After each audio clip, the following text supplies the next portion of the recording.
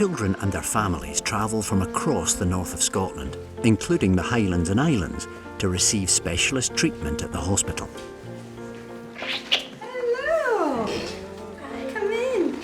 How are you? Fine. You've grown since I last saw you. Yeah. These last 6 weeks. Jeez.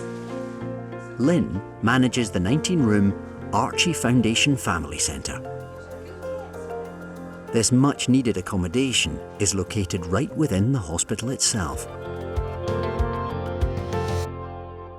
If you've got a really sick child, your stress levels are way up anyway. Having this place just takes a little bit of that stress away from them. They know they can come here, they can relax here a little bit, they can make a meal and just chill out a bit. It's home away from home. It's like a mini hotel. They keep telling me that. It's great. We'll have this place. 9-year-old Magnus and mum Dawn are regular visitors from Orkney. You said you heard me snoring, didn't you? You just feeling a bit poorly today or what? Yeah. Yeah. Have some breakfast, see if it helps.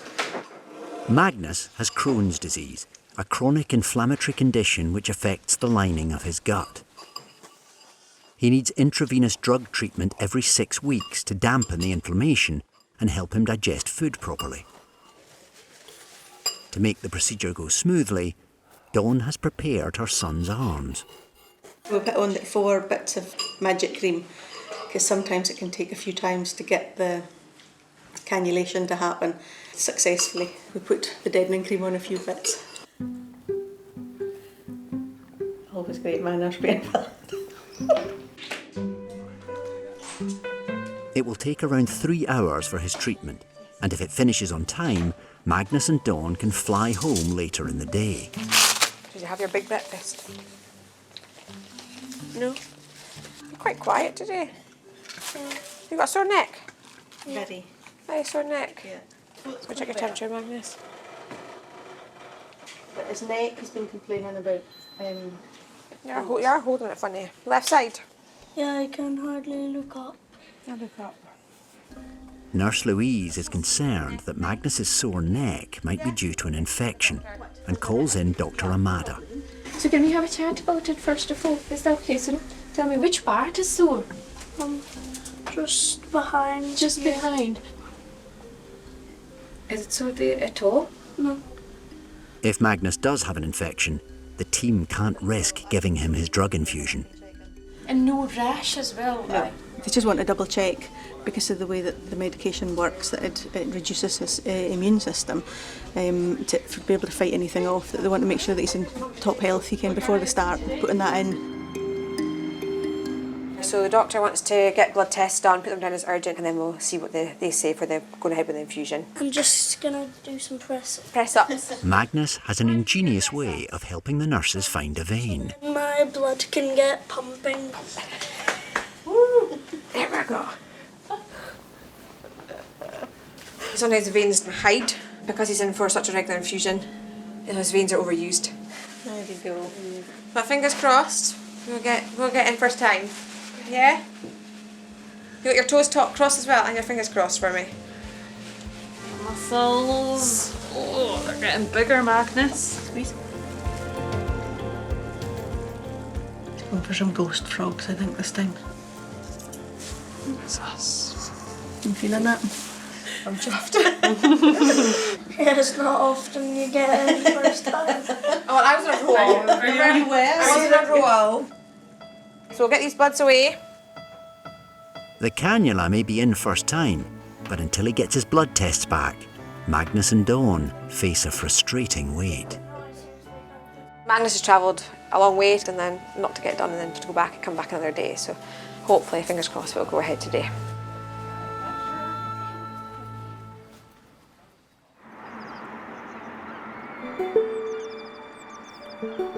Should we go and see your patients? Consultant paediatric anaesthetist Kay has one of the busiest and most versatile jobs in the Children's Hospital. So this is the dead case unit. We'll just come up in here.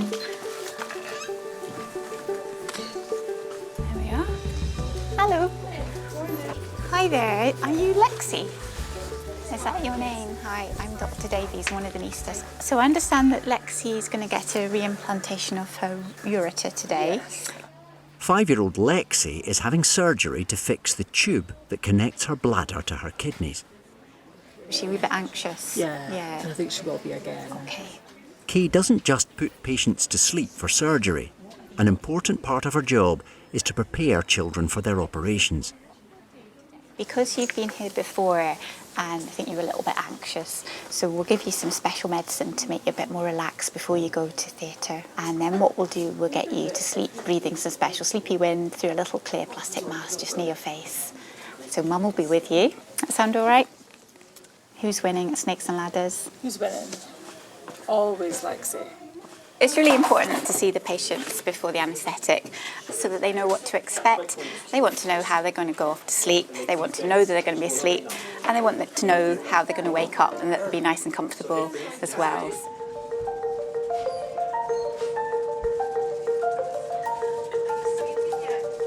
Anaesthesia means loss of sensation, and without it, most modern operations wouldn't be possible. How are you feeling, Lexi? Feeling a bit better? Good. Oh, I don't get nervous before anaesthetics. The children do, and the parents always are. Some of them hide it really well. So our job is trying to reassure the parents and the children before they come to theatre and just give them a pleasant experience, because they may need to come again, and some of our children come again and again.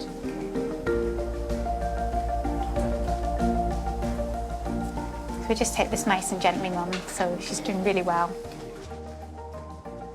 I saw what the anaesthetists were doing in theatre and they were always busy. They were always busy doing things, very practical things, and I like doing things all the time, being quite practical, and that drew me to doing anaesthetics. She's just about to close her eyes. Do you want to give her a quick kiss, Mum? That's her asleep now. Yeah. But Kay's job isn't finished yet. Because it's a longer operation, the longer the anaesthetic, the increased risk of post-operative nausea and vomiting. We're using an intravenous anaesthetic for her, so hopefully she'll be less sick afterwards. We'll try and avoid her lovely painting on her arm though. So what we're going to do here is called a TAP block. So it stands for transverse abdominal pain block, and we're putting some local anaesthetic between a couple of the muscles in the abdominal wall, and that will give good pain relief afterwards. It's busy, isn't it?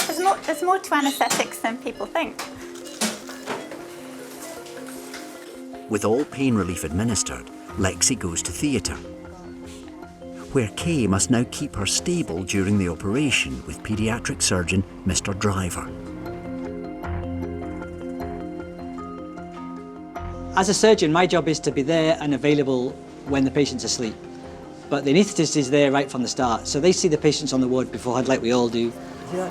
That's the ureter. They're monitoring the patient all the way through the operation. They make sure they're safe, they make sure they've got good pain relief, they make sure that all those things are sorted. So you need a certain sort of person who can do paediatric anaesthesia, and it's not easy to find them. What we're going to do now is just make sure we've got all our post-operative pain relief sorted, so hopefully she'll wake up well. After 3.5 hours in theatre, Kay hands over Lexi to the recovery team. There we are. Good.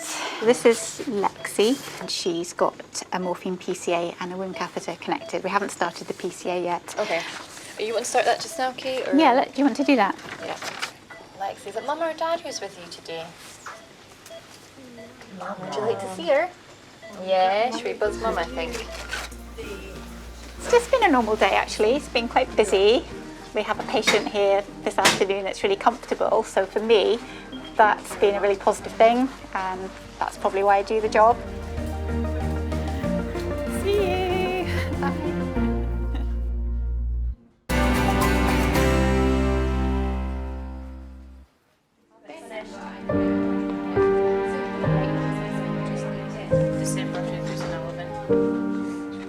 9-year-old Lacey and her mum Claire have travelled from Fraserburgh for a special appointment. That was before your hair fell out. Lacey started becoming ill when she was 4 weeks old. So eventually she was diagnosed at 7 months with AML, acute myeloid leukemia. This blood cancer is the second most common leukemia in children. Lacey was actually so sick she was on life support. And the doctor was honest with me, she's like, well, at night she'll either pull through or she'll die. She says it's like she's that ill that it's a 50-50 chance. If we can't get the cancer cell count down and get her lungs functioning, then she will die at night. Hello, Lacey. 8 years on, Lacey is cancer-free after intensive chemotherapy treatment. So it was 23rd of October last year that we saw you the last time. Yes. 2 days before my birthday. What we're looking out for is any long-term health effects from the treatment that we had to give to cure the leukemia that was there 8 years ago. Paediatric oncologist Dr. Bishop treated Lacey when she was a baby. Today, he's doing her annual checkup. What have you got in your suitcase? Photos. Photos? Yeah. Okay. Photos of who? Is that from when you were little? You just remember from the photos? I remember that wee face. You spend a long time looking after a patient and their family, so the opportunity to develop a relationship with the people that you're caring for over a period of time. So you were very poorly when you were little, but look at you now. We'll give you a quick wee check over while you're here as well. Fine. Now, do you know where your Oxters are? Fantastic. We need to have a wee feel of your Oxters as well. It took me a long time to get over the fear with Lacey. Like every time she had a call, every time there was like a rash or she picked up chicken pox even, I would panic thinking, is it back, is it back? So you're looking fantastic, as we said, so everything's grand examining you, nothing to worry about, okay? We'll see you in a year again to make sure you're still looking fantastic. The doctor doesn't want to see me till next year. It makes me feel happy because I don't have to be sick. She'd passed her 5 years of remission. She's classed as cured, so we can start enjoying life. So that's what we did. This time last year, just exactly this time last year, Imogen started getting really sick. Imogen is Lacey's younger sister. I had gotten Imogen up that morning. I had went to get her dressed. And her legs was clotted and bruises, like maybe 20 to 30 bruises. And automatically I started to panic because Lacey got bruises on her legs. In my mind, I think I knew it was happening again, but in my heart, I thought, there's no way like I can get a second child with cancer. There's just no way that can happen. The chances are 1 in 1.4 million. So what's on the Santa list, Imogen? More elves. More elves? Goodness me. We know the vast majority of childhood cancer just comes out of the blue and doesn't run in families. But we do know that there's a slightly increased risk of siblings having cancer. Imogen has acute lymphoblastic leukemia, which is the commonest type of cancer in children. I'm doing a gingerbread man. Imogen, can you let Louise have a wee peek at your line again before I start giving Christine? Got a peeky? They came through, they took the bloods, and they moved us to like a separate room by ourselves. Imogen was lying sleeping. I just put my head in the pillow and I was just going to want to go to sleep when the sliding door opened. I was quite nervous, I was thinking, I'm not going to be able to do this in the way that I would normally do it. I'm going to walk into the room and they're immediately going to know what's wrong with Imogen. And the sparkles for you. When he came in, Lift it for you. I'll lift it for you. Okay. like somebody putting a dagger in your heart and pulling it down, that's what it felt like. It was horrific. That's it. And put some salt on the gingerbread man. Imogen will have chemotherapy once a month for the next 18 months. Sometimes I think I really got to be blessed that both our children come through cancer. And I think that scares me more than because it's not lucky for both your children to have cancer, but it's extremely lucky if both of them come through it. New chemo from Christina Day. That's brilliant. The Rainbow Trails Child's Journey in beads. Everybody's is different. Do you know, Lacey, what your ones are? What you get the red ball for is if, you know, when you get blood tests and things like that. So obviously at the start, when you started your treatment, you had your anchor, then your name, and you got bloods, and then you got lots of bloods done. More than 80% of all children with cancer are successfully cured. The most difficult thing is the small percentage of children that we're not able to successfully cure. And probably one of the hardest things is telling families and telling children who understand what it means that they can't be cured. So taking away hope from somebody that they're going to survive and that they're going to grow up and live their adult life, that's really hard. Doesn't have the flower. No, because you know why Imogen hasn't got the flower yet? Because she's not at end of treatment. You get the flower when all your treatment's finished. I tell myself there's people worse off than me. I think that's what scares me more. I ken people having both the diseases that both my kids have got, and unfortunately none of them are here. So for me, I'm lucky. Bye-bye, guys. Oh, we're doing you here. Have a good Christmas, Imogen.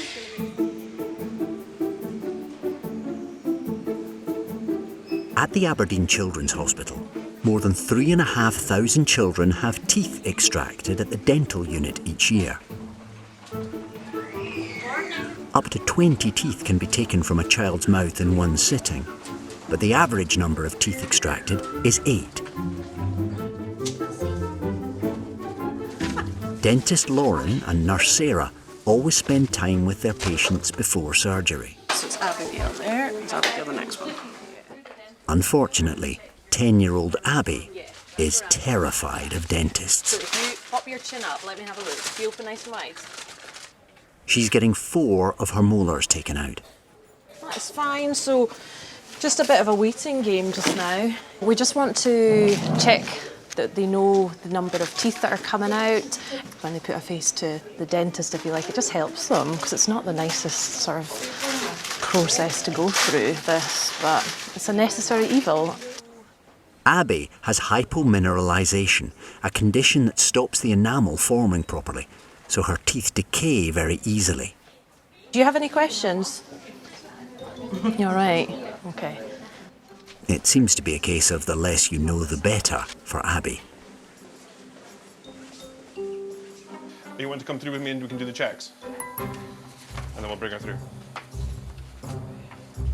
Craig is an operating department practitioner, and he's used to situations like this. Have you ever sucked on an ice lolly for too long and your mouth's gone a bit cold and a bit funny? There's a lot of children that do come in with anxiety and a bit of stress. They know a little, but they don't know everything.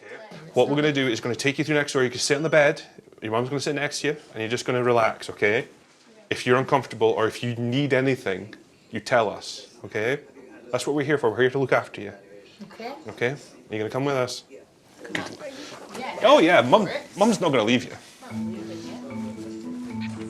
Taking out Abby's teeth should be a fairly routine procedure.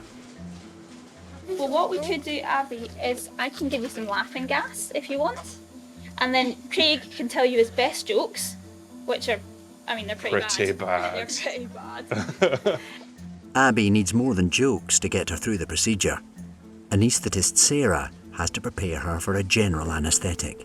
If it makes you feel any better, I know exactly what I'm doing, and I know exactly what's going on. Okay. You'll probably be snoring, and then you'll wake up and you'll be drooling. Mm-hmm. It's really glamorous, all this. It's normal to feel scared, okay? I need 5 minutes. Abby's nerves have really kicked in, and she's stalling for time. 5 minutes peace sometimes makes you go in your head a bit more, makes you think and worry a bit more. I just don't want it to feel sore afterwards. Like I told you, it'll feel numb, cold. You may feel like you've got a bit of chubby cheeks. Well, that's fine. You're just trying to convey, like, we're here for you. you're going to be safe, you're going to be fine. But it's difficult. It's difficult. So can we try one stage at a time? Okay. Can we have a look at your hand? Okay. Just to look at And that's it. I'll be here. Okay. Okay. I'm really scared. I can tell you're scared because your hands are You're freezing cold. freezing. Because I just don't want to be sore. You're not going to be sore, okay? With a little patience and a lot of soothing words, the team finally get Abby relaxed enough to insert the cannula to give her the anaesthetic. That's it. All sorted. You'll say, Mom, why was I running so much? What are you? Yeah. Yeah. Look at me. I'm not gonna lie. Okay? Well done. Hypomineralisation can cause teeth to be quite sensitive. And then if you add decay on top of that, that can make them very sensitive. So the prognosis for them isn't great, so best get them out and then she can have a pain-free mouth. With Abby safe, comfortable and asleep, dentist Lauren can get on with her part of the procedure. Upper first, please. I just need the light moved. It takes Lauren around 5 minutes to extract the 4 affected molars. Last tooth. Thank you.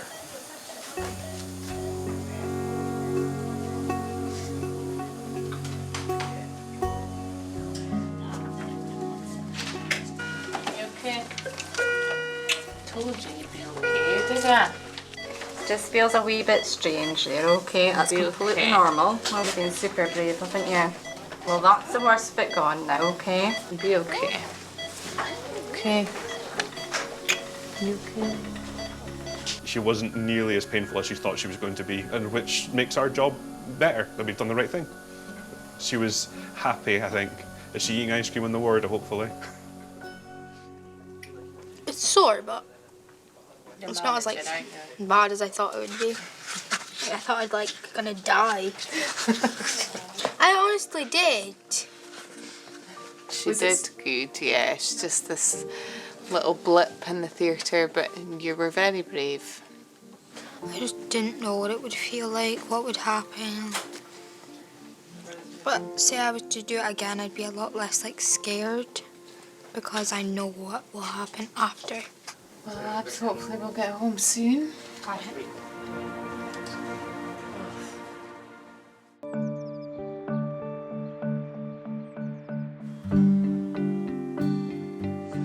Magnus and his mum Dawn are anxious for his Crohn's disease treatment to begin. We've never had it not happen, and he has been poorly. They're waiting for the results of a blood test to come back. It's just with this sore neck that they've got. I'm quite sure it is just muscular, like they're thinking, But if he has an infection, they can't risk treatment, and Magnus will have to return home to Orkney. It has been a long wait today. It really has. Yeah, it's getting late now. We'll be pushing it to even get the last flight home. We have to be ready to get on the bus to get us out there for 4:30. And it's now 12:30. So the infusion takes about 3 hours, so just about bang on time, hopefully. Normally straightforward. Normally there's no issues. It's best to get them checked over and get them examined to make sure the doctor's happy for the infusion to go ahead. Just in the nick of time, So the doctor's just signed the form to say she's happy. the blood test is clear and the team can prepare the infusion. Yeah, it takes a bit of time, this, is it? Very evening flight as well. Obviously, don't want to get home. We'll get him plugged in and get him started. In Crohn's patients, the immune system attacks the body and causes severe inflammation. Magnus's infusion aims to reduce that. You're going to stay holding it, are you? Yeah? Does that feel okay? Yeah, it feels cold. Feels cold. You taste anything? No. No. There we go. I mean, I can feel it. You can feel it. So he stays on that for an hour and we'll do his blood pressure and temperature. And then you'll stay for an hour on the ward. Keep it off. Okay. There we go. Okay. And then you'll get to go home. There isn't yet a cure for Crohn's disease, so Magnus must continue to travel for his infusion. How many days do you get off school when you come into us? 2. 2. That's good, isn't it? At least there's an upside. There we go. Sit. We're all good, aren't we? Yeah. We're all a good bunch, aren't we? They're all my favourite. We're all our favourite. Before Magnus returns to Orkney, there's a special treat. Next week, it's his birthday. Happy birthday to you. Happy birthday to you. Happy birthday, dear Magnus. Happy birthday to you. Hip, hip, hooray! That's for next week. We'll see you next week for your birthday. Thank you very much, everybody. Bye.